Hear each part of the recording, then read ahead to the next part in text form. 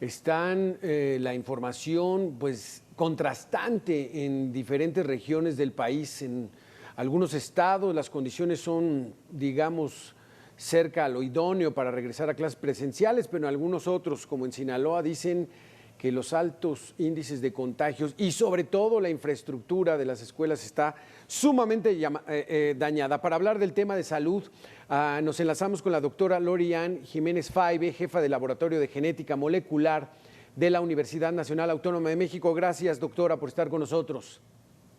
Hola, ¿qué tal? Muy buenas tardes. Gracias por la invitación, un placer estar aquí. Ya lo vimos, doctora. Sonora y Sinaloa dicen que no están listos para el regreso a clases, lo mismo Oaxaca y Guerrero.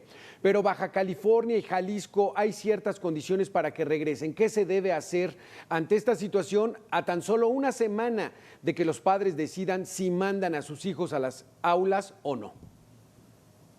A ver, esto necesitamos aterrizarlo muy bien porque se están manejando tantos discursos encontrados, incluso entre quienes se supone que somos expertos en la materia, ¿no? Justamente hay todo un debate en redes sociales y en otros del regreso, si es seguro o no es seguro y esto. A ver, lo que no está a debate es que se debe regresar a las clases presenciales. Eso no está discusión. Hay que hacerlo, nada más. Que no es importante solo decir hay que regresar, es que hay que saber qué se necesita para poder regresar con seguridad a las aulas, a las escuelas, y cuándo es que ese momento puede ocurrir. Entonces, necesitamos ver, ahorita mencionó usted el estado de Baja California, es cierto. A ver, primero hay que entender, ninguna localidad en donde los contagios estén al alza y que no se hayan controlado, que no estén ya no solo disminuyendo, sino en un nivel razonablemente bajo, no están en condiciones para volver. Jalisco no es este caso. Jalisco es un estado en donde hoy por hoy sigue repuntando y va al alza. Entonces, el gobernador de Jalisco ahora maneja muchos discursos falsos también y entonces quiere precipitar esto, pero va a llevar a la ruina su estado si precipita las clases estando su estado tan gravemente afectado como lo está. Los estados que ahorita posiblemente ya no están en este momento repuntando y tienen niveles más o menos más controlables son Aguascalientes, Baja California, Tlaxcala y Chihuahua. Nada más, los demás no. Es decir, sí, es verdad que Sinaloa va bajando, Baja California Sur va bajando, sí, nada más que no han bajado lo suficiente para poder hablar de un regreso seguro. En este momento el 75% de los estados de la República, esto es 24 de los 32, están en repunte todavía, es decir, en ascenso. Los que ya van a la baja, los que ya están a la baja son Baja California Sur, Chiapas, Chihuahua, Ciudad de México, Estado de México, Guerrero, Nayarit y Sinaloa. Pero ninguno de ellos, a excepción de Chihuahua, tiene los niveles por lo menos bajo suficiente control para pensar en que se puede regresar con seguridad. Ahora, hay otro punto, no es solo la carga de contagios comunitarios cuando se pretende abrir las escuelas. También hay que hablar de cuáles son las condiciones que requieren las escuelas tener para que se pueda volver de una forma segura. Y indiscutiblemente, pues la mayor parte de las escuelas, por lo menos las escuelas públicas, que son la mayoría en el país, si no tienen estas condiciones. Necesitamos garantizar cubrebocas de buena calidad todos los días para todo el alumnado y el resto de la gente que trabaja dentro de las escuelas. ¿Por qué no se está hablando de este tema? Es decir, que van a llegar con un paliacate en la cara. ¿Cómo van a tener acceso a cubrebocas de calidad suficiente para protegerse? Los niños, los alumnos y los demás. Entonces necesitamos hablar de cubrebocas, hablar de ventilación de los espacios cerrados dentro de la escuela. Están bien ventilados, se pueden ventilar. Si no lo están, entonces hay que tener ventiladores que permitan la ventilación, que ayuden a la ventilación de los espacios cerrados y en dado caso purificadores de aire que permitan mantener los aerosoles potencialmente contagiosos en niveles bajos para controlar el riesgo de contagio dentro de las aulas, las bibliotecas, los gimnasios, las oficinas, en las escuelas. Entonces, hasta que no se hable de esto, pues no hay las condiciones para volver, porque hablar de gel antibacterial y controles de temperatura y tapetes sanitizantes, esta no es la forma de volver con seguridad. Para volver con seguridad se necesita tomar las medidas necesarias para controlar y garantizar el bajo riesgo de contagio por la vía respiratoria, contagio aéreo, contagio por medio de aerosoles. Esto es lo que se necesita hacer. Y la tercera cosa es la vacunación. Es decir, los maestros, la mayoría de los maestros, pues todos los maestros fueron vacunados con la vacuna de CanSino. Ahora sabemos que la vacuna de CanSino requiere un refuerzo después de 6 meses. ¿Por qué no se está hablando de esto? ¿Qué pasa con estos maestros que ya se vacunaron hace 6 meses o más, o van a estar a punto de cumplir 6 meses? ¿Por qué no se está hablando de refuerzos de vacunas para el personal escolar? ¿Por qué no se está hablando de vacunar a la población que ya se puede vacunar con la vacuna de Pfizer, que son los menores entre 12 y 17 años?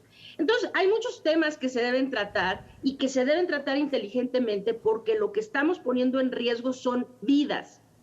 Vidas no solo de los niños que van a la escuela, vidas de sus familias en donde ellos regresan a casa después de la escuela, de los maestros y sus familias, de los administrativos en la escuela y sus familias. Estamos hablando de poner vidas en riesgo. Entonces, es indiscutible que hay que volver a la escuela, indiscutible. Esto tiene que ser una prioridad, sin duda, pero no podemos, incluso siendo una prioridad, regresar poniendo vidas en riesgo. Necesitamos hacerlo de forma segura. Este asunto ya pasa de lo científico a lo político, doctora, porque Sinaloa, de estar en rojo, se brincaron al amarillo una semana antes del regreso a clases presenciales. Esto, ¿cómo pudiéramos entenderlo desde el punto de vista científico? De pasar de rojo a amarillo. No se puede entender. Lo que se entiende es que el semáforo ya no sirve. Es un semáforo que se abusó del semáforo, se manipula a gusto, a complacencia de lo que quieren dar las autoridades a entender, ¿no? Entonces, se ha manipulado hasta el grado de dejar que gente muera, ¿no? Este fue el caso de la manipulación que se hizo tajante del semáforo epidemiológico en la Ciudad de México a finales del año pasado, ¿no? Entonces, a ver, hay que hablar, por ejemplo, Sinaloa. Sinaloa puede poner su estado en el color que guste, pero lo que tiene Sinaloa ahorita es uno de los 6 estados de la República en donde la cantidad de muertes en este repunte ya excede las muertes que tuvieron en los repuntes anteriores. Solo hay 6 estados de la República en donde esto ha ocurrido. Es decir, muchos tienen repunte también, no solo en los casos, en los contagios, sino también en las defunciones. Pero hay estados en donde es particularmente preocupante. Nayarit, Sinaloa, Colima y Veracruz son 4 estados en donde ya su curva de defunciones excede o es igual a los 2 picos anteriores en verano del año pasado y fines de año, ya excede, y no solo eso, sino que su curva de defunciones sigue en ascenso, es decir, sigue al alza. Entonces, pues lo pueden pintar de morado si quieren el semáforo. La realidad es que mientras se esté repuntando en hospitalizaciones, en defunciones, en contagios, pues ese no es momento de regresar a las escuelas. Hay que regresar cuando se haya disminuido el riesgo de transmisión comunitaria y cuando pues no se tenga tanta gente muriendo, porque un paréntesis muy rápido, ¿no? Porque se ha hecho creer que en este repunte, bueno, parece que ya vamos a llegar al pico. Los modelos matemáticos nos indican que así es, que la tendencia está indicando eso, que ya podemos estar viendo en estos días, o tal vez ya vimos, el pico o el punto más alto de la curva de contagios, no de muertes, de contagios. Sí, es verdad, pero decir ahorita es que aquí no pasó nada es realmente un insulto para las decenas de miles de familias que han perdido vidas en este repunte. Este repunte lleva exactamente 3 meses. Inició alrededor del 25 de mayo. Ahora estamos casi exactamente 3 meses después, a 23 de agosto. Ok. En este periodo, nada más en este periodo de repunte, y todavía no baja, es decir, todavía no está controlado. Se han muerto 31,195 personas en cifras oficiales. 31,000. 195 a datos del día de ayer. Entonces, cuando dicen que aquí se iba a morir muy poca gente, pues yo no sé entonces cuánta gente les parezca poca, porque según el subsecretario de Salud, López-Gatell, cuando él hizo sus estimaciones de lo que pudiera ser el peor posible escenario, él dijo el peor escenario serían 60,000 muertes. Solo este repunte en los últimos 3 meses ya han muerto más de la mitad de su estimación del escenario catastrófico, ¿no? Más de la mitad. Entonces, se ha muerto demasiada gente y ahorita cualquier defunción por COVID-19 es total y absolutamente inaceptable, porque tenemos los medios para prevenir esas muertes. Más del 90% de las muertes por COVID-19 hoy son prevenibles teniendo vacunas efectivas y conociendo perfectamente los mecanismos de transmisión del virus y teniendo en consecuencia las herramientas que nos permiten prevenir los contagios y disminuir la transmisión. Y además con la protección de vacunas. Así que pues se ha muerto demasiada gente ya. Claro. No sé si se está esperando cuántas se necesitan morir para que la gente se alarme, ¿no? Pero pues sabemos muchos que sí estamos muy alarmados y queremos que hay que volver a las escuelas, sí, nada más que hay que hacerle más caso a la ciencia que a los políticos que manejan la información a conveniencia y no precisamente en beneficio de la salud y la vida de la población.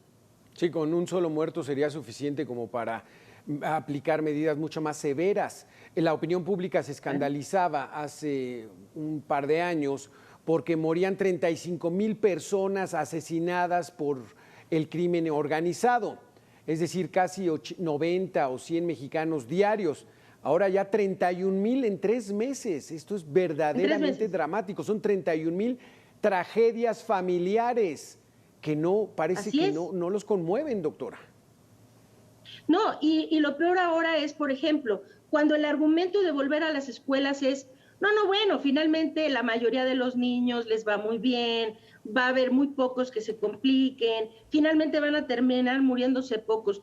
Ahí es donde hay que poner un hasta aquí y separarse de ese discurso, porque con un niño que se muera, no necesitamos que sean 100,000, no necesitamos que sean 1,000, ni 100, ni 10, porque con un niño que se muera por un regreso irresponsable, anticipado y mal planeado a las aulas, es más que suficiente para escandalizarnos todos.